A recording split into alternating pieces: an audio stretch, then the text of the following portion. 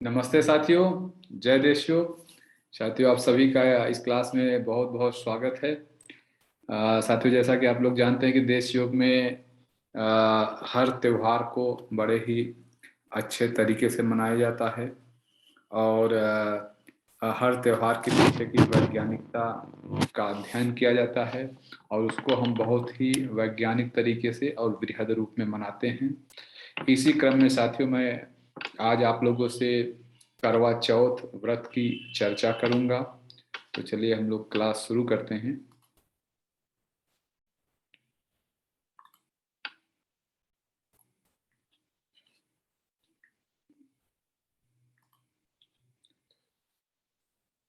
साथियों, सबसे पहले तो आप सभी का बहुत बहुत स्वागत है और आने वाले करवा चौथ की बहुत बहुत शुभकामनाएं आपको। और यह चर्चा हम लोग करवा चौथ के पीछे का विज्ञान समझने के लिए, करवा चौथ जो त्योहार है इसके पीछे क्या मंतव्य है वह हम समझने की कोशिश करेंगे।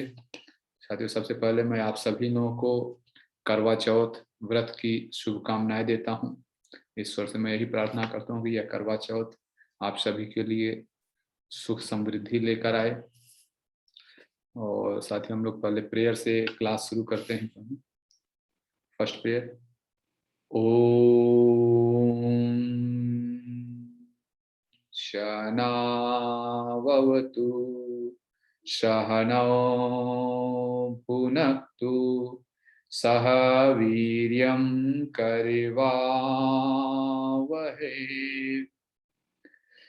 तेजस्विनावधीतमस्तु मा विद्विषावहै। ओम शांति शांति शांति। हरि ओम तत्सत। सेकेंड प्रेयर साथियों, राष्ट्रगान हम लोग अपनी अपनी जगह पे खड़े होकर लेंगे। स्टार्ट। जनगण मन अधिनायक जय हे भारत भाग्य विधाता। पंजाब सिंध गुजरात मराठा द्राविड़ उत्कल बंग विंध्य हिमाचल यमुना गंगा उच्छल जलधि तरंग। तव शुभ नामे जागे तव शुभ आशीष मागे। गाहे तव जय गाथा जनगण मंगलदायक जय हे भारत भाग्य विधाता। जय हे जय हे जय हे जय जय जय जय हे। भारत माता की जय, भारत माता की जय, भारत माता की जय। थर्ड प्रेयर साथियों। Each soul is potentially divine. The goal is to manifest this divinity by controlling nature, external and internal. Do this by work or worship or psychic control or knowledge. By one of these or more of these or all of these. Just be free. साथियों, बहुत बहुत स्वागत है इस class में। और जैसा कि मैंने बताया कि इस क्लास का उद्देश्य करवा चौथ के पीछे की वैज्ञानिकता को समझना और इस त्योहार को एक वृहद रूप में मनाना है। तो सबसे पहले करवा चौथ का जो बेसिक इंफॉर्मेशन है, जो ये इंफॉर्मेशन जो मैंने इंटरनेट पे जो मुझे मिली, करवा चौथ त्योहार कैसे मनाया जाता है, क्या है उसके बारे में, जो उसकी हम थोड़ा जानकारी कर लेते हैं। साथियों, करवा चौथ हिंदू धर्म का एक प्रमुख त्योहार है। यह भारत के पंजाब, उत्तर प्रदेश, हरियाणा, मध्य प्रदेश और राजस्थान के क्षेत्रों में मनाया जाता है। और कार्तिक मास का जो पहला पक्ष है, कृष्ण पक्ष है, उसकी चतुर्थी को मनाया जाता है। इसमें जो सौभाग्यवती या सुहागिन स्त्रियां मनाती हैं, जिसमें सूर्योदय से पूर्व सुबह 4 बजे से लेके शाम चंद्रोदय तक, जब चंद्रमा का उदय होता है तब तक एक निर्जल व्रत रखती हैं। और ग्रामीण क्षेत्रों से लेकर आधुनिक महिलाएं सभी इसको बड़े ही उत्साह के साथ मनाती हैं। आप अगर इस करवा चौथ के दिन मार्केट्स में जाएं तो फीमेल्स आपको मेहंदी लगवाते हुए, कपड़े खरीदते हुए, हर तरह के श्रृंगार करते हुए का सामग्री खरीदते हुए मिल जाएंगी। और बहुत ही हर्षोल्लास के साथ ये त्योहार मनाया जाता है। उद्देश्य यह है, जो एक परंपरा है कि पति की दीर्घायु एवं अखंड सौभाग्य की प्राप्ति के लिए इस दिन औरतें, जो सुहागिन औरतें हैं, व्रत रखती हैं और भालचंद्र गणेश जी की आरती की जाती है। उपवास दिन भर लगभग रहता है, निर्जल व्रत ही रहता है, तो पूरी तरह से उपवास ही रहता है। और वर्तमान समय में करवा चौथ का व्रत ज्यादातर महिलाएं अपने परिवार में प्रचलित प्रथा के अनुसार ही मनाती हैं, लेकिन अधिकतर स्त्रियां निराहार रहकर चंद्रोदय तक की प्रतीक्षा करती हैं। आगे कार्तिक पक्ष की चतुर्थी को करक चतुर्थी, जिस करवा चौथ करने व्रत करने का विधान है। इस व्रत की विशेषता यह है कि केवल सौभाग्यवती स्त्रियों को ही यह व्रत करने का अधिकार है, ऐसा लिखा गया है। ऐसा एक परंपरा चली आ रही है कि जिनके पति जीवित हैं वही लोग ऐसा मनाते हैं। और स्त्री किसी भी आयु, जाति, वर्ण, संप्रदाय की हो, इस व्रत को करने का अधिकार सभी को है। उद्देश्य पहले मैंने बताया, पति की आयु, स्वास्थ्य और सौभाग्य की कामना से यह व्रत कहा जाता है। 12 से 16 वर्ष तक लगातार करना चाहिए, और जिस 12 से 16 वर्ष तक हो गया तो इसका उद्यापन किया जाता है। और कुछ औरतें इसको चाहें तो जीवन भर भी रखती हैं। और इस व्रत के समान का सौभाग्यदायक व्रत कोई दूसरा नहीं है। तो इसलिए जो सुहागिन स्त्रियां हैं अपने पति की रक्षार्थ यह व्रत का पालन करती हैं। और ये साथियों, जो चौथी माता जी का एक मंदिर है, जो करवा चौथ की जो देवी हैं उनका एक मंदिर है, राजस्थान के सवाई माधोपुर जिले में है, चौथी माता के नाम से है। इस मंदिर की स्थापना महाराजा भीम सिंह चौहान जी ने किया था। और ये मंदिर का एक फोटोग्राफ है जो मैं आप लोगों से शेयर कर रहा हूँ। ये सारी इंफॉर्मेशन मुझे इंटरनेट पे मिली। और इस मनाने के बहुत सारे कारण बताए जाते हैं क्यों यह मनाया जाता है। जैसे एक कारण यह भी इंटरनेट पे मिला कि इसी दिन जो है सावित्री ने सत्यवान को यमराज जी से जीता था, यमराज जी को हरा के सत्यवान की जीवन की रक्षा की थी। एक यह भी कहा गया जो है, एक जगह मिला इंफॉर्मेशन कि देवी और देवताओं और असुरों में युद्ध चल रहा था। तो एक बार जो देवता हैं उनकी पत्नियों ने एक दिन के लिए यह व्रत किया था। और ऐसा कहा जाता है कि जैसे ही जिस दिन उन्होंने एक दिन के लिए ये व्रत किया करवा चौथ का, और उसी दिन देवताओं की विजय हो गई थी, जबकि काफी लंबा युद्ध चल रहा था। तो इस तरह जो है पति की सुरक्षा और कामना दोनों ही, चाहे सत्यवान कहानी लीजिए, चाहे देवासुर संग्राम की कहानी लीजिए, हर जगह यही है कि पत्नी के व्रत करने से, सुहागिन स्त्री के व्रत करने से पति को विजय की प्राप्ति होती है, उनका जीवन लंबा होता है। ये इसके पीछे का जो इंफॉर्मेशन है जो इंटरनेट पे मिला मुझे। अब मैं इसके पीछे के साइंस जो कह सकते हैं उसका हम चर्चा करते हैं। साथियों, जो साइंस शब्द की परिभाषा है, पहले तो हम यही समझें कि साइंस क्या है। विज्ञान कहा जाता है विशेष ज्ञान, किसी भी विषय वस्तु के लिए क्रमबद्ध सुसंगठित ज्ञान को ही विज्ञान कहते हैं। कोई भी मतलब एकदम बहुत ही आप स्टेप बाय स्टेप अगर चीजों को समझ लेते हैं तो कहा जाता है कि उस क्षेत्र का आप विज्ञान जानते हैं। वही करवा चौथ का विज्ञान हम यहाँ स्टेप बाय स्टेप समझने की कोशिश कर रहे हैं। तो ये करवा चौथ का विज्ञान है बेसिकली। तो साथियों, जितने भी लोग हैं, हम सभी मनुष्य, जानवर, पेड़ पौधे, चाहे जो भी हो, सभी लोग अपने जीवन में प्रसन्न रहना चाहते हैं और पीस ऑफ माइंड, यह हम सभी के जीवन का उद्देश्य है कि नहीं? आपका भी है, मेरा भी। आप भी हैप्पी रहना चाहते हैं, मैं भी हैप्पी रहना चाहता हूँ। लेकिन वो हैप्पीनेस कैसी हो? हैप्पीनेस साथियों दो तरह की होती है। ये जो दूसरा पॉइंट है, एक हैप्पीनेस को कहते हैं डिपेंडेंट हैप्पीनेस, एक हैप्पीनेस को कहते हैं इंडिपेंडेंट हैप्पीनेस। डिपेंडेंट हैप्पीनेस मतलब जैसे कि आपने अपनी प्रसन्नता को किसी घटना से जोड़ रखा है। मेरा बेटा पास हो जाए, मेरे बेटे का एमबीबीएस में एडमिशन हो जाए, बेटी की शादी हो जाए, घर बन जाए, बिल्डिंग बन जाए, जमीन खरीद लें, या इतना गहना हो जाना चाहिए, कुछ भी ऐसी तमाम घटनाओं से हमने अपने जीवन की प्रसन्नता को जोड़ रखा है। अभी आपसे पूछे बताइए क्या ऐसी इच्छा है कि हो आपका पालन हो, पूरी हो जाए और आप प्रसन्न हो जाएं। सब ऐसा ही कोई न कोई घटना बताएंगे कि ये घटना हो जाए, मेरी बेटी पास हो जाए, या बेटा जो है इंटर पास कर ले, मेरा प्रमोशन रुका हुआ है मेरा प्रमोशन रुक जाए, या मेरे शरीर में कोई बीमारी है, शुगर है शुगर ठीक हो जाए, मुझे B12 की कमी है B12 ठीक। ऐसे कोई ना कोई घटना से हमने प्रसन्नता को जोड़ रखा है। अगर साथियों जो जब हम घटना से जोड़ रखे हैं, आप कभी सोचिए कि आपको क्या लगता है कि आपकी वो इच्छा तुरंत पूरी हो जाए तो क्या आप हमेशा प्रसन्न रहेंगे?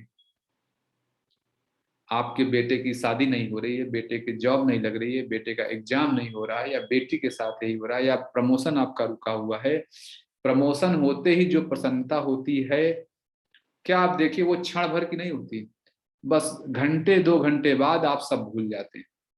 आपका बेटा अगर आईआईटी में इंजीनियरिंग का एग्जाम दे रहा है, नहीं पास हो रहा है, सपोज करिए पास हो गया, तो जैसे ही पास होने के बाद क्या होता है, आपको दूसरी चिंता सताने लगती है, कौन सा कॉलेज मिलेगा, कितनी फीस लगेगी, कब एडमिशन है, कैसे क्या करना है, कौन सी ब्रांच लेनी है, मुझे तो पता ही नहीं है कि नहीं। एक घटना के बाद जैसे ही वो घटना घट जाती है, प्रसन्नता आपकी क्षण 2 क्षण के लिए होती है, अब फिर आप एक दूसरी घटना से अपनी प्रसन्नता ढूंढने लगते हैं। बेटी का शादी नहीं हो रहा, अब शादी फिक्स हो गया, अब तुरंत ही कि आपको शादी कहाँ होगी, गेस्ट हाउस कैसे बुक करें, क्या खाना होगा, बेटी के ससुराल वाले कैसे हैं, ननद कैसी हैं, सास कैसी हैं, मोहल्ला कैसा है, परिवार कैसा है, तुरंत आप उसको देखना शुरू कर देते हैं, है कि नहीं। ये डिपेंडेंट है। तो मैं साथियों ये कहना चाह रहा हूँ, डिपेंडेंट हैप्पीनेस जो होता है ये किसी न किसी घटना से जुड़ी होती है, और यह क्षण भर के लिए होती है। वो घटना घटी, आप मिनट 2 मिनट के लिए प्रसन्न हुए, और फिर वो घटना, फिर आप दूसरी अपनी हैप्पीनेस को दूसरी घटना से जोड़ देते हैं। एक दूसरे तरह का हैप्पीनेस होता है इंडिपेंडेंट हैप्पीनेस। इंडिपेंडेंट हैप्पीनेस यह होता है कि यह बाहर की किसी घटना से लिंक ही नहीं है, इंटरनली व्यक्ति प्रसन्न रहता है। बाहर चाहे जो घटना घट जाए, बेटा पास हो या फेल हो, बेटी की शादी हो या न हो, बिल्डिंग बने या न बने, प्रमोशन हो या न हो, आपको बीमारी है तो रहे, जब इन घटनाओं से आपको फर्क नहीं पड़ता है, उस समय जो मन में एक हैप्पीनेस का भाव आता है, उसी को कहते हैं इंडिपेंडेंट हैप्पीनेस। अब आपको यह लग रहा होगा कि यार ऐसी कौन सी प्रसन्नता होती है, इंडिपेंडेंट हैप्पीनेस भी कुछ हो सकता है क्या, कि घटनाओं से प्रभावित हुए बिना आप सदैव प्रसन्न रहें। बिल्कुल साथियों, यह हो सकता है। किसी भी चीज से अटैच न रह के आप प्रसन्न रहें, ऐसी प्रसन्नता आप सभी चाहेंगे। मैं अक्सर क्लासेस में पूछता हूं कि आप बताइए डिपेंडेंट हैप्पीनेस चाहिए या इंडिपेंडेंट। वही प्रश्न मैं आपसे ही पूछता हूं, आप बोलिए अगर डिपेंडेंट हैप्पीनेस चाहिए डी टाइप करिए, और इंडिपेंडेंट हैप्पीनेस चाहिए तो आई टाइप करिए। सभी लोग आई टाइप करेंगे, मैं बिना जाने कर रहा हूं। टाइप करें प्लीज जो है, आप डी या आई कौन सी हैप्पीनेस चाहते हैं। तो निश्चित रूप से सभी लोग इंडिपेंडेंट हैप्पीनेस चाहते हैं। अब इंडिपेंडेंट हैप्पीनेस आएगा कैसे, यह अगला पॉइंट है कि इंडिपेंडेंट हैप्पीनेस आएगा कैसे। इसके लिए साथियों मैं एक छोटा सा एग्जांपल आपको लेना चाहता हूं। चील, ईगल जिसको कहते हैं, चील हम सभी लोग जानते हैं, है कि नहीं। कभी आपने देखा कि बारिश में जब होता है तो हम लोग भीगने लगते हैं। हम लोग क्या करते हैं, बारिश होता है तो हम लोग छाता ओढ़ लेते हैं, या रेनकोट ओढ़ लेते हैं, घर में चले जाते हैं, गाड़ी के अंदर बैठ जाते हैं, इस तरह करके हम बारिश से बच जाते हैं। जब बारिश होती है, चील जानते हैं क्या करता है, चील ऊपर उड़ता है, अब कुछ देर बाद वह उन बादलों के भी ऊपर चला जाता है जहां से बारिश हो रही है। तो बादल के नीचे बारिश हो रही है, बादल के ऊपर बारिश नहीं हो रही, वह बादलों के ऊपर चला जाता है और इस तरह वह अपने आप को प्रसन्न रखता है, वो बारिश से बच जाता है। और हम बारिश से नहीं बचते, हम छाता लगाते हैं, रेनकोट लगाते हैं, घर में बैठ जाते हैं, गाड़ी में बैठ जाते हैं। तो जब हम भले गाड़ी में बैठे हुए हैं, छाता लगाए हैं, रेन, तब भी बारिश हो रही, हमें ये बात पता है, और तनिक भी छाता इधर उधर खिसकता है, हम दुखी हो जाते हैं। लेकिन जो ईगल होता है वह कभी दुखी नहीं, वो छाते के, वो जहां से बारिश हो रही उसके ऊपर चला जाता है। यही साथियों इंडिपेंडेंट हैप्पीनेस प्राप्त करने का तरीका है। Learn to rise above problem, जो समस्या है उसके ऊपर चले जाओ, उसके ऊपर जाने की विद्या सीख लो। जहां से समस्या ओरिजिन हो रही है, ओरिजिनेट हो रही है, उस जड़ को ही आप इग्नोर करने की विद्या, या उसको, उस समस्या को हल करने की विद्या सीख लीजिए, तो आप इंडिपेंडेंट हैप्पीनेस में रहेंगे। है, लग रहा है कि मैं वैज्ञानिक बात कर रहा हूँ, सही तरीके से बोल रहा हूँ, समझ में आ रहा है आप सभी को? अगर आ रहा है तो प्लीज यस टाइप करें, वाई टाइप कर दीजिए, वाई, कि हाँ ये बात सही है, बहुत लॉजिकल लग रही। एक और मैं छोटा सा एग्जांपल बोलूं साथियों, आप अभी अभी मार्केट से एक फैन खरीद के लाए या एसी खरीद के लाए, जो कंपनी वाला आया आपके घर में फिट करके चला गया, एसी और फैन या कुछ भी फिट करके चला गया। जब उसने जाने लगा तो उसने सब कुछ चेक करके दिखाया, सब कुछ सही चल रहा, आप बोले हाँ सही है, और आपने साइन कर दिया कि सब कुछ सही है। जैसे ही वो चला गया, आधे घंटे तक चला, फिर अचानक वो बंद हो गया। अब बंद हो गया, देखिए, तो आप इस समय तुरंत दुखी हो जाएंगे, उसको बुलाने की कोशिश करेंगे, कंपनी से कांटेक्ट करेंगे। लेकिन अगर आपको एसी का एक बेसिक मेंटेनेंस मालूम है, आप यह देख सकें कि कहीं इन्वर्टर तो नहीं बंद हो गया, कहीं लाइट तो नहीं बंद हो गई, अगर आपको इतनी एक छोटी सी बात पता है, तो आप तुरंत ही जाके उसको सही कर लेंगे, है कि नहीं? अभी मतलब कुछ दिन पहले मेरे घर में ये घटना घटी कि मेरी अम्मा थी, बोली कि टीवी नहीं चल रहा है, देखो क्या हो रहा है। तो देखिए, वो एक डिपेंडेंट हैप्पीनेस है, टीवी नहीं चल रहा है, वो कह रही टीवी खराब हो गया, तो मैं कहा अच्छा कि मैं चेक करता हूँ। अब मैं जाके देखा तो टीवी का प्लग जिस एक्सटेंशन में कनेक्ट था उसका पावर बंद था। मैंने सिंपल पावर ऑन कर दिया, मैं भी परेशान हो गया, टीवी खराब है, बुलाना पड़ेगा। लेकिन पावर ऑन करते ही टीवी चल गया। यानी मुझे उस समस्या का, हो सकता है मुझे टीवी खराब होता तो नहीं, मैं नहीं बना पाता, लेकिन साथियों 90% हमारे जीवन में ऐसी समस्याएं आती हैं जो हम थोड़ा सा एनालाइज करें तो उसके ऊपर चले जाते हैं। तो ईगल हम बन सकते हैं अपने जीवन की 90% समस्याओं में, हम उस चील जैसे बन सकते हैं जो बादलों के ऊपर चला जाता है। इस तरह हम इंडिपेंडेंट हैप्पीनेस को प्राप्त कर लेते हैं। समस्या के ऊपर कैसे जाया जाता है, समस्या कैसे सॉल्व की जाती है, इसके लिए हमारे जीवन बहुत सारी समस्याएं होंगी, आपके भी होंगी, मेरे भी हैं। उन समस्याओं के ऊपर जाने का सही तरीका क्या है? आपके जीवन में एक गुरु हो जो उन समस्याओं को झेल चुका है, उन समस्याओं के पार जा चुका है। और अगर ऐसा व्यक्ति आपके जीवन में है तो उसके पास जाएं, नतमस्तक होके, दंडवत होके, प्रणाम करके अपनी समस्या बताएं। ये भी मैं सही बात कर रहा हूँ कि हाँ, अगर ऐसा कोई व्यक्ति है तो आपकी समस्या को ठीक कर देगा। और नतमस्तक होने का मतलब कि जो गुरु बात बोले आप उसको फॉलो करें। बहुत सारे लोग गुरु के पास जाते हैं, गुरु की बात सुनते हैं, फिर उन्हें लगता है जो ये बोल रहे हैं वो तो मैं कर ही नहीं सकता, इसलिए आपकी समस्या है। जबकि गुरु के पास जाएं तो पूरे सरेंडर के भाव से, वो जो बोलेंगे मैं उसको करूंगा। और अगर ऐसा गुरु आपके जीवन में है तो आप यकीन मानिए, आप देखिए वहां पे हम सब लोग एक बच्चे की तरह होते हैं। कभी आप देखिए, हो सकता है आपकी उम्र 40 साल हो, 50 साल हो, आप अपने ससुराल में, फीमेल का मैं एग्जाम्पल, आप अपने ससुराल में हैं। कभी आपने देखा यहाँ जो 40 साल 50 साल की लेडी जब अपने ससुराल में रहती है तो कितना सीरियस होके एकदम माँ की तरह, सास की तरह या पत्नी की तरह बिहेव करती है, जेठानी बनी रहती है। वही जेठानी, वही सास जब अपने मायके पहुंचती है, एकदम बच्चे की तरह हो जाती, एकदम बच्चे जैसा चहचहाना, बच्चे जैसी हरकतें करना, इवन बच्चे जैसा मजाक भी, प्रसन्न हो जाना, ये होता है। ये आप सभी ने देखा होगा। यानी जब ऐसा जगह आप पहुंच जाएं जहां आपकी हर समस्या का हल हो, तो वहां निश्चित रूप से आप बच्चे की तरह बिहेव करते हैं। ये आप सभी के अनुभव होगा, इसमें मुझे खुद भी पूछना नहीं। मैं खुद भी, मेरे साथ भी ऐसा होता है। मैं अपने सीनियर्स, ऐसे तो मैं बहुत सीरियस रहता हूँ और बड़ी बड़ी बातें करता हूँ, लेकिन अभी मेरे कोई कॉलेज के सीनियर आ जाएं, कोई पुराने टीचर आ जाए, मैं तुरंत उनके सामने बच्चे की तरह हो जाता हूँ।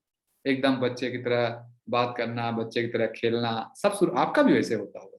तो यानी मैं कह रहा हूँ साथियों, गुरु के सामने व्यक्ति, जो स्टूडेंट होता है, एकदम बच्चे की तरह होता है। और जो साथियों में यही कहना, जो साइंस जो बिहाइंड करवा चौथ है, ये ऐसे ही गुरु के लिए को धन्यवाद देने का त्योहार है। करवा चौथ वास्तव में अपने गुरु जी को धन्यवाद देने का त्योहार है। कैसे, मैं ये आगे बताता हूँ। लेकिन यहां तक तो आप समझ गए कि नहीं, कि सभी व्यक्तियों को हैप्पीनेस प्राप्त करना है, इंडिपेंडेंट हैप्पीनेस। इंडिपेंडेंट हैप्पीनेस प्राप्त करने के लिए जीवन में एक सच्चे गुरु का होना बहुत जरूरी है, जिसके सामने हम बच्चे की तरह बिहेव करते हैं। और ऐसे ही गुरु को धन्यवाद देने का त्योहार है करवा चौथ। अब अगले पॉइंट पे चलते हैं। अगला पॉइंट है साथियों की Indian approach of learning. India में, भारतीय सभ्यता में सीखने का क्या तरीका, कोई भी चीज कैसे सीखा जाता है। इंडियन सोसाइटी साथियों बाय नेचर रिलीजियस है। चाहे आप जिस धर्म को हो, इंडिया में इन धर्म की अधिकता कहिए, या धर्म के प्रति लोगों की श्रद्धा बहुत ज्यादा है। बहुत बड़े बड़े, आजकल मैं देखता हूँ बहुत लोग पढ़ लिख लेते हैं तो धर्म का मजाक उड़ाते हैं, ये करते हैं वो करते हैं, लेकिन कभी जब उनके पास समस्या आती है, वो भी उसी धर्म की शरण में जाते हैं। ऐसे बहुत लोगों को मैंने देखा। जो लोग धर्म का मजाक उड़ाते हैं, उनके जीवन में कोई समस्या आ जाए तो मंदिरों में ही दिखते हैं। ये भारत का स्वभाव है। बहुत पढ़ लिख लेने से भी कोई अपने स्वभाव से दूर हो जाए, हो नहीं सकता। मौलिक स्वभाव उसका रिलीजियस ही है।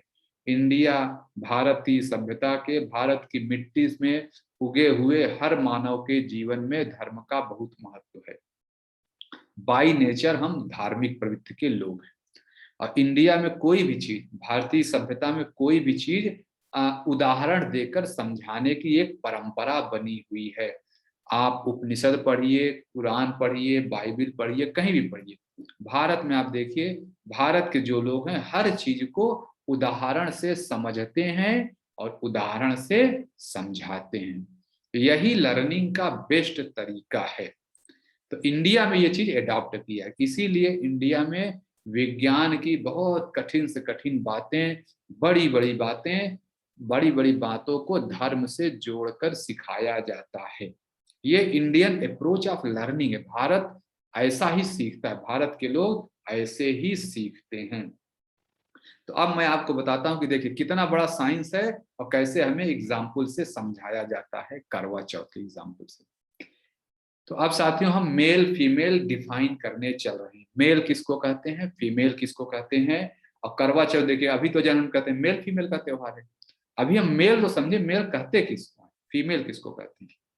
और अब साथियों जो मैं ये बात बताने चल रहा हूँ, कहीं भी योग शास्त्रों में मुझे ऐसे ऐसा सच लिखा हुआ नहीं मिला है। ये मेरी अपनी लर्निंग है। बहुत सारे गुरुओं की शरण में मैं गया हूँ, बहुत सारी जगह मैंने योग विद्या सीखी है।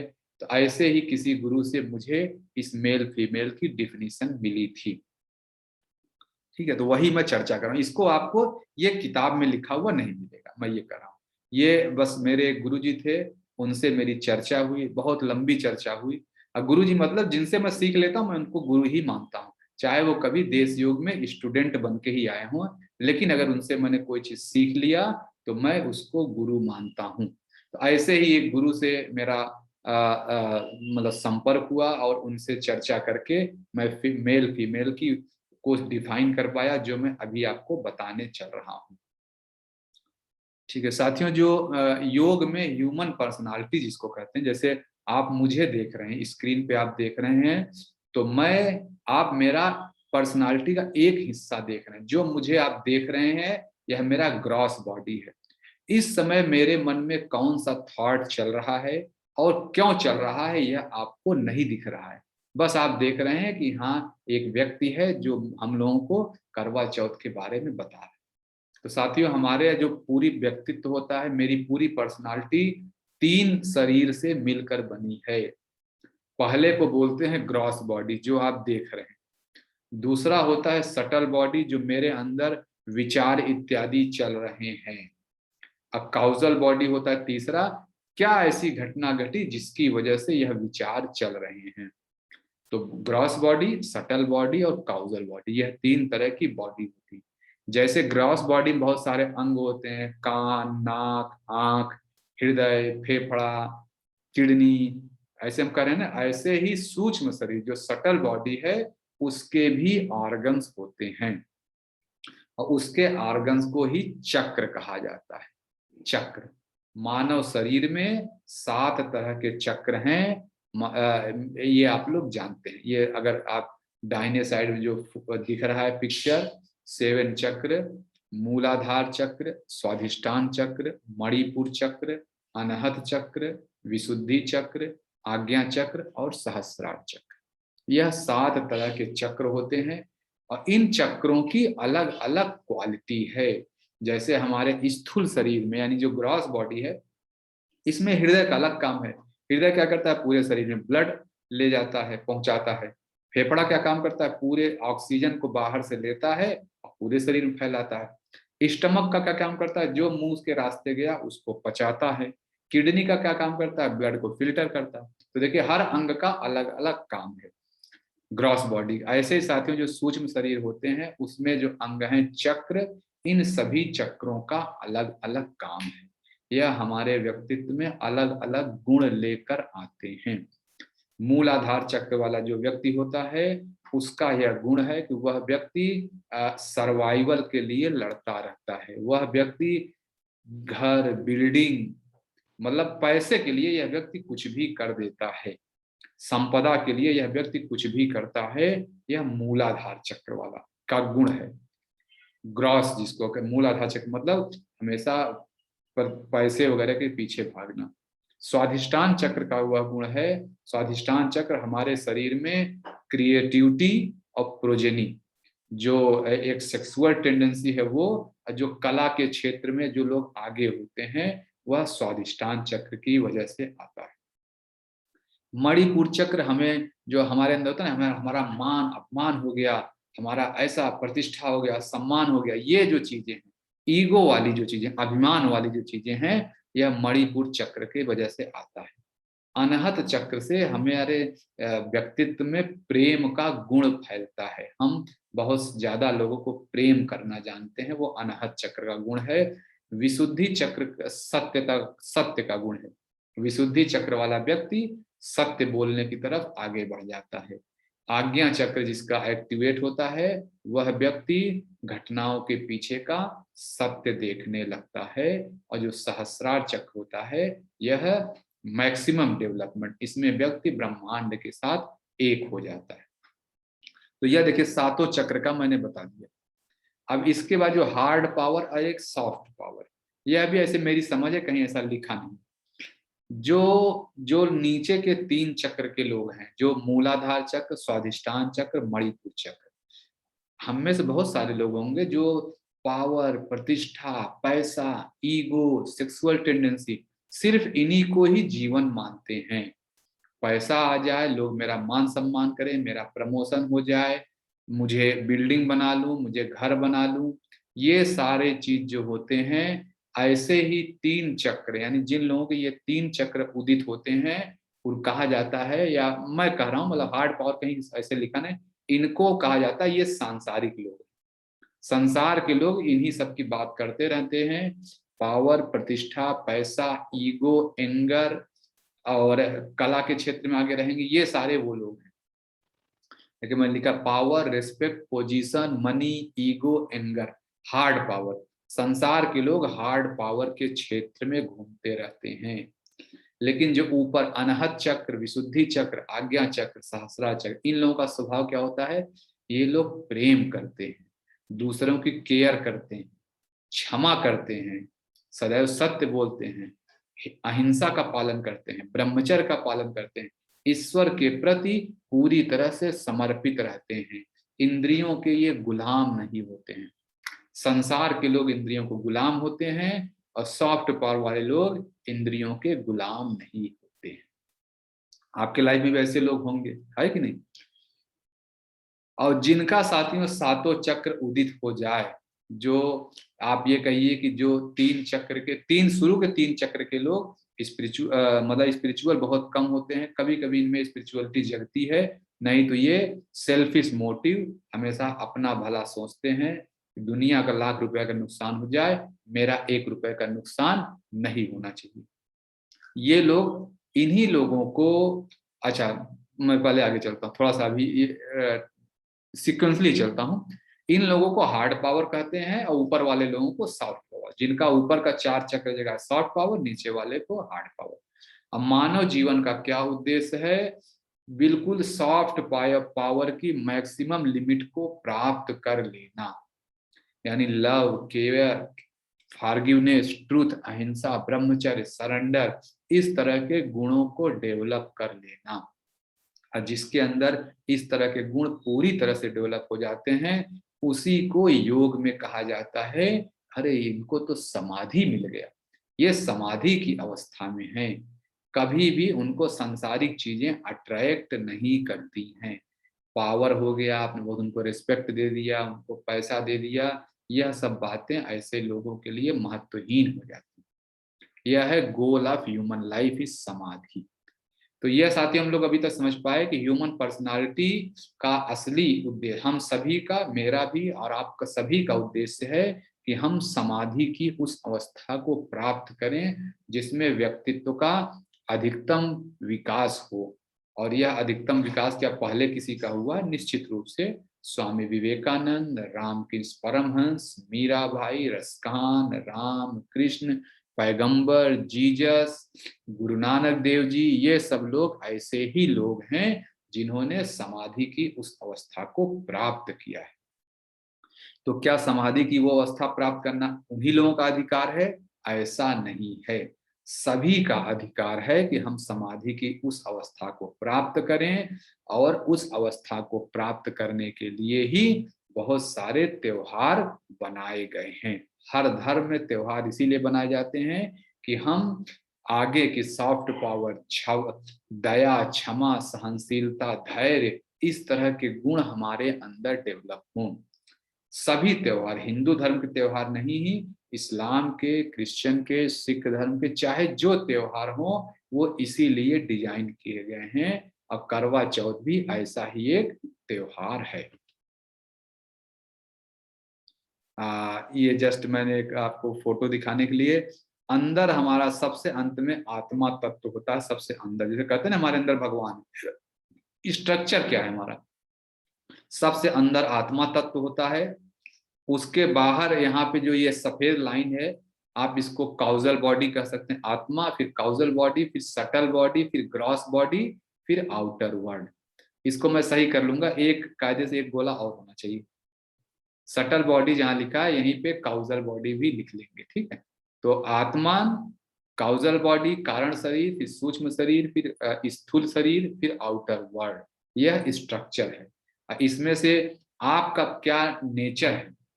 You are Atman.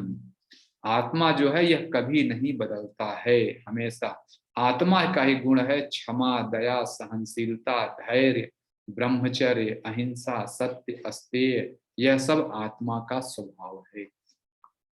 पावर, प्रतिष्ठा, पैसा, ईगो, एंगर, ये सारी चीजें ग्रॉस बॉडी, सटल बॉडी और कारण शरीर में चलता रहता है।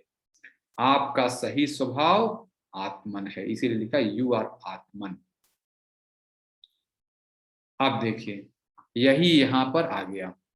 अब हार्ड पावर, अगर आप ये पीपीटी देखें तो हार्ड पावर और सॉफ्ट पावर ये मैंने अभी डिफाइन किया। चक्र में क्या हुआ?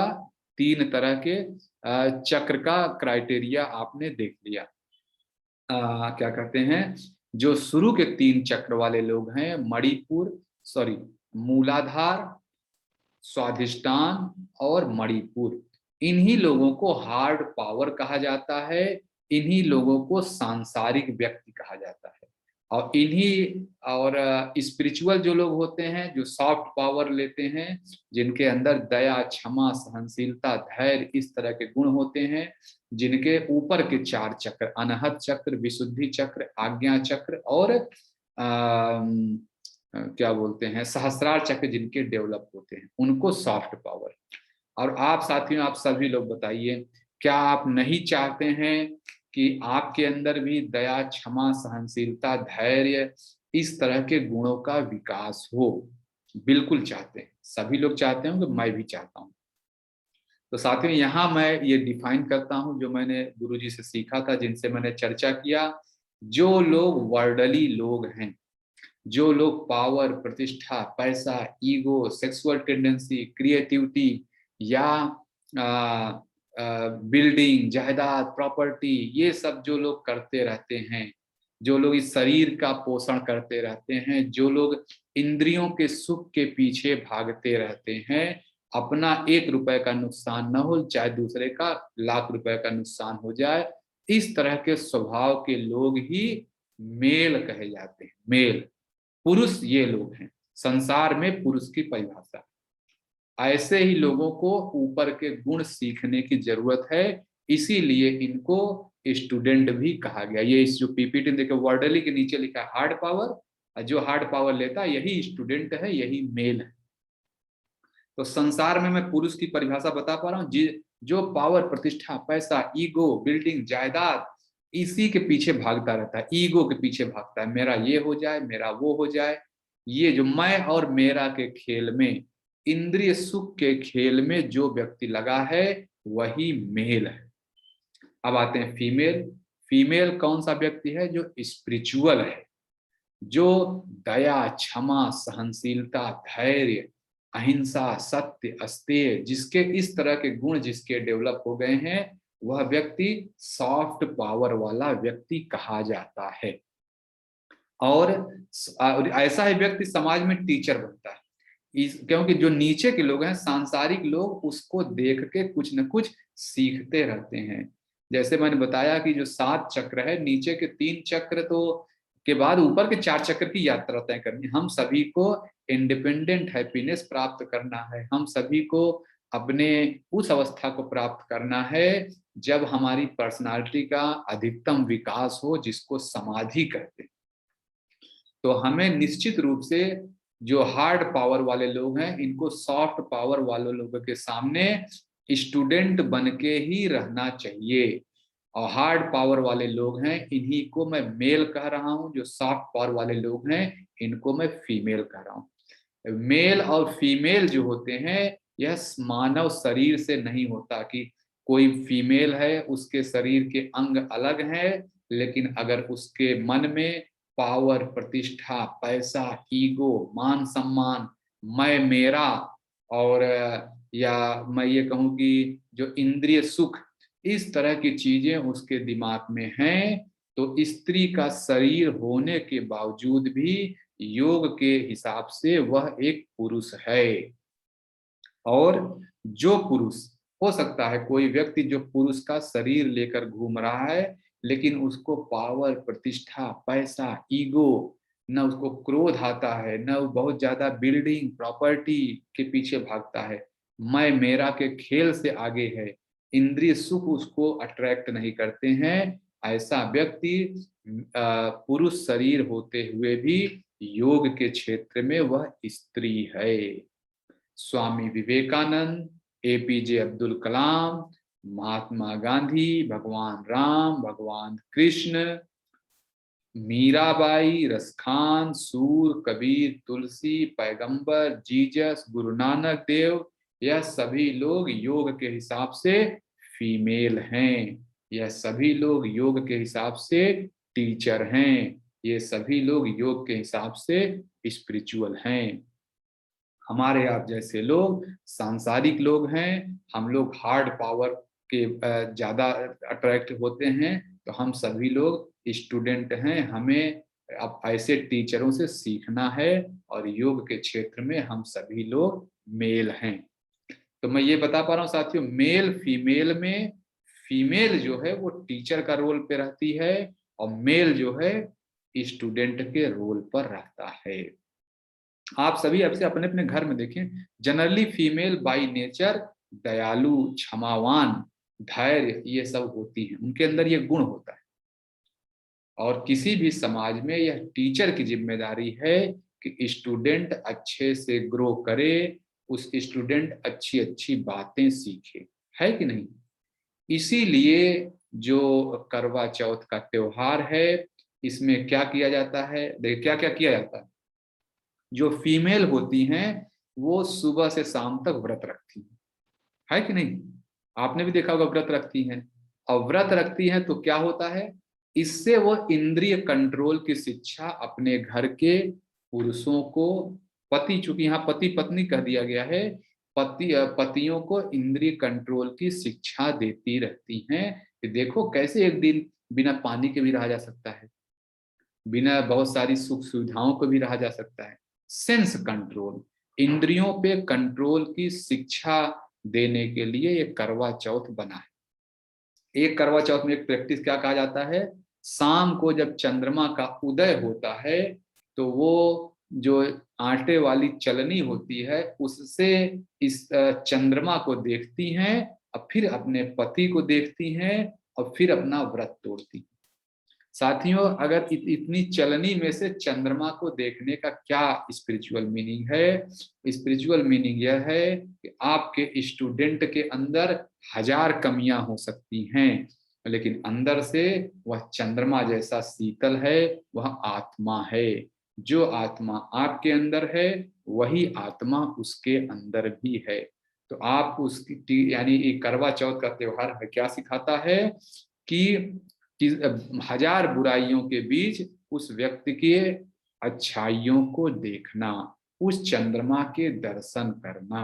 और जब आपने उस चंद्रमा के दर्शन कर लिए तो आपका जो क्लास है, जो एजुकेशन, जो आप उसको शिक्षा देना चाह रही हैं, वो पूरा हो गया। अगर आपने उसके अंदर अच्छाई का दर्शन कर लिया, उसकी उसी अच्छाई को डेवलप करिए। या किसी भी टीचर की जिम्मेदारी होती है। या चाहे देश योग में देखिए, देश में बहुत सारे स्टूडेंट आते हैं, बहुत सारे स्टूडेंट आए और गए, लेकिन कुछ लोग कैसे आगे बढ़ के देश योग टीम का हिस्सा बन जाते हैं, क्योंकि उनके अंदर कुछ न कुछ अच्छाई होती है, सेवा का भाव होता है। वो भी जुड़े, ऐसे अपना शुगर मोटापा सब ठीक किए, लेकिन आगे चल के वो देश योग के टीचर बन जाते हैं। उनके अंदर कुछ ना कुछ ऐसी अच्छाई दिखती है कि वो आगे बढ़ जाते हैं। तो जब भी किसी व्यक्ति के अंदर, कि आपके किसी स्टूडेंट के अंदर कोई अच्छाई दिखे, चंद्रमा का दर्शन हो जाए उस व्यक्ति के अंदर का, तो आप उसके उसी गुण को निखारें। यह एक टीचर की जिम्मेदारी हो जाती है। यहाँ तो मैं साथियों ये कहना चाह रहा हूँ, जो करवा चौथ का त्योहार है वह टीचर और स्टूडेंट का त्योहार है।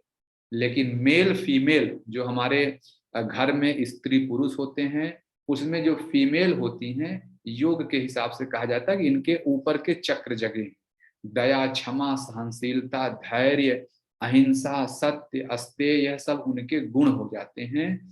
तो जो भी परिवार के मेल हैं या पति हैं, पति को चाहिए कि पत्नी के सामने स्टूडेंट बन के रहे, स्टूडेंट से गुणों को सीखे।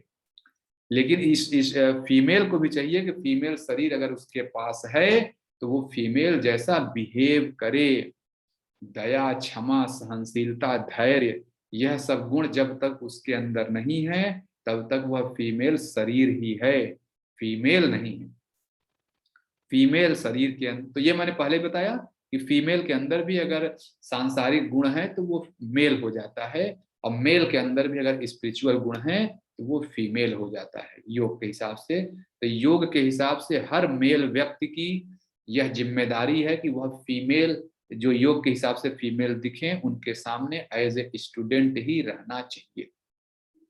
तो मुझे लग रहा है मैं इस त्योहार की वैज्ञानिकता बता पा रहा हूँ। यह त्योहार गुरु और शिष्य के संबंधों को मनाने का त्योहार है, जिसमें जो गुरु होता है वह अपने टीचर को प्रैक्टिस करके दिखाता है कि देखो इंद्रियों के ऊपर कैसे कंट्रोल किया जाता है। वह प्रैक्टिस करके दिखाता है कि खराब से खराब जगह में, जिसमें हजारों छेद होते हैं, चलनी जो होती है उसके अंदर भी अगर झांक कर देखोगे तो वही चंद्रमा विद्यमान है जो तुम्हारे, जो मेरे अंदर है। यह तो टीचर की जिम्मेदारी है। स्टूडेंट की क्या जिम्मेदारी है? स्टूडेंट की जिम्मेदारी है ऐसे गुरु आपके जीवन में हैं, उनकी सेवा में, उनकी सुरक्षा में हाजिर रहिए। आप देखिए जो हमारा करवा चौथ का त्योहार है, इसमें मेल क्या करता है? उस दिन जाएगा, गिफ्ट लेकर आता है वाइफ के लिए, जो जो हस्बैंड होते हैं वाइफ के लिए गिफ्ट लेकर आते हैं। उनका ऑफिस से लोग छुट्टी लेते हैं, मैंने देखा कि करवा चौथ वाले दिन मेल जो है ऑफिस से छुट्टी लेके दिन भर पत्नी का ध्यान रखते हैं। लेकिन मैं बताऊं कि जो व्रत पत्नी आज एक रख रही निर्जल, बहुत दिन उसके जीवन बीता है, उसने निर्जल बिता दिया है, आपको पता नहीं चला होगा। क्योंकि इंद्रिय कंट्रोल, जो इंद्रियों पे कंट्रोल, तो वो प्रैक्टिस लगातार कर रही, बहुत दिन किया है आप। तो गुरु शिष्य की जिम्मेदारी है कि गुरु की सुरक्षा, गुरु की सेवा में रहे। तो यह साथियों करवा चौथ गुरु शिष्य संबंधों का त्योहार है, समाज में प्रेम और समर्पण मनाने का त्योहार है। लेकिन हाँ, इस गुरु शिष्य संबंध को मेल फीमेल से जोड़ दिया गया, जो समाज में स्त्री पुरुष हैं, तो यह एक ये नीचे के लेवल पे मनाएं तो यह पति और पत्नी के बीच का त्योहार हो जाता है। और इसको एक वृहद रूप में मनाएं तो यह टीचर और स्टूडेंट के बीच का त्योहार है।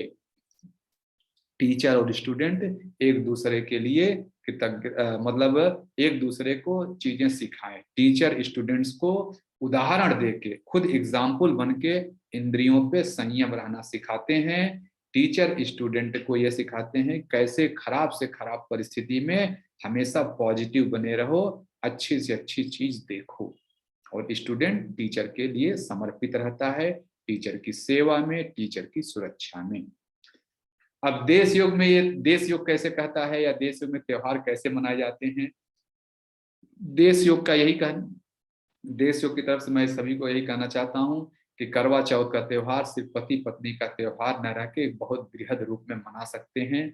आप सभी भी देखिए तो आप किसी के लिए टीचर होंगे, आप अपने बेटे के लिए कभी टीचर बने होंगे, बेटी के लिए कभी टीचर बने होंगे, ऑफिस में सबऑर्डिनेट है उसके लिए आप कभी टीचर बन जाते हैं, है कि नहीं? बहुत सारे लोगों के लिए आप टीचर होंगे। तो आपकी यह जिम्मेदारी है कि उनको इंद्रिय संयम सिखाएं।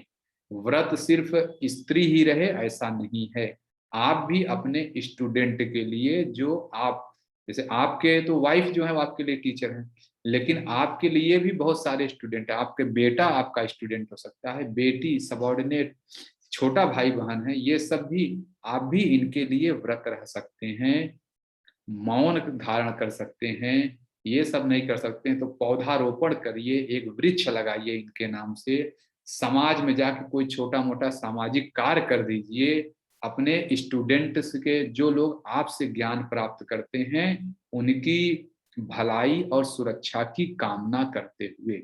जैसे जो करवा चौथ में जो पत्नियां व्रत रखती हैं, अपने पति यानी अपने स्टूडेंट के अखंड सौभाग्य की मांग करती हैं, ऐसा ही हर टीचर को करना चाहिए।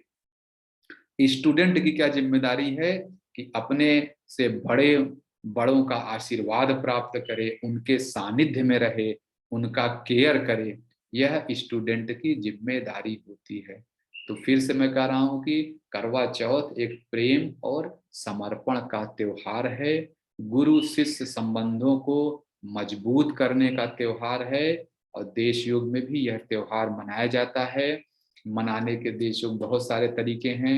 देश योग के बहुत सारे टीचर्स जो आपकी क्लासेस लेते हैं, यह आपके आपके भलाई के लिए ईश्वर से प्रार्थना करते हैं। यह भी बहुत सारे लोग व्रत रखते हैं। करवा चौथ का त्योहार सिर्फ हस्बैंड वाइफ का त्योहार नहीं है, बल्कि टीचर और स्टूडेंट का त्योहार है। देश योग के बहुत सारे लोग व्रत करते हैं, कुछ लोग मौन व्रत करते हैं, निर्जल व्रत भी करते हैं। बहुत सारे देश योग में जप के कार्यक्रम चलाए जाते हैं, कम्युनिटी सर्विस होती है। यह देश योग में करवा चौथ को मनाने का तरीका है। स्टूडेंट्स भी बहुत सारे लोग इस दौरान अपने टीचर्स को करवा चौथ की शुभकामनाएं देते हैं। अपने से बड़े जो लोग हैं, जिनसे स्टूडेंट्स जिनसे आपने कभी कुछ सीखा है, मैं भी जिनसे कभी कुछ सीखा हूँ, कभी कोई भी बात, मैं भी उनको धन्यवाद देता हूँ इस दिन के लिए, करवा चौथ के दिन, कि हाँ, आपकी वजह से मैंने यह बात सीखी, मैंने यह अच्छा गुण अपने अंदर डेवलप किया, या मुझे यह सीखने का सौभाग्य मिला। यह साथियों मैं पूरा आपको बता पा रहा हूँ करवा चौथ के बारे में, पूरा वैज्ञानिक तरीके से। और तो आप लोग भी करवा चौथ मनाएं। करवा चौथ को स्त्री पुरुष के या जो पति पत्नी के संबंधों के बहुत आगे जाके वृहद रूप से मनाएं। और देश योग की तरफ से मैं आप सभी लोगों को यह प्रार्थना करता हूं, आप सभी लोगों से, और आप सभी लोगों को निमंत्रण देता हूं, आप सभी भी देश योग को वृहद तरीके से मनाएं। जैसा बताया गया, जिनसे भी आपने कभी कुछ सीखा है, उनका आशीर्वाद प्राप्त करें, उनका सानिध्य प्राप्त करें, उनको छोटे मोटे आपको जो भी लगे आप उपहार भी दे सकते हैं।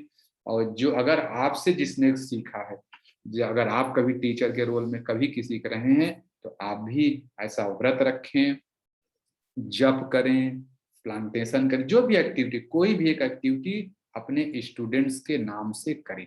और इस तरह जो है यह करवा चौथ हमारे जीवन में एक भक्ति, प्रेम, भाईचारा और समर्पण का त्योहार बन जाएगा। तो मैं आप सभी लोगों को करवा चौथ की बहुत बहुत शुभकामनाएं देता हूं।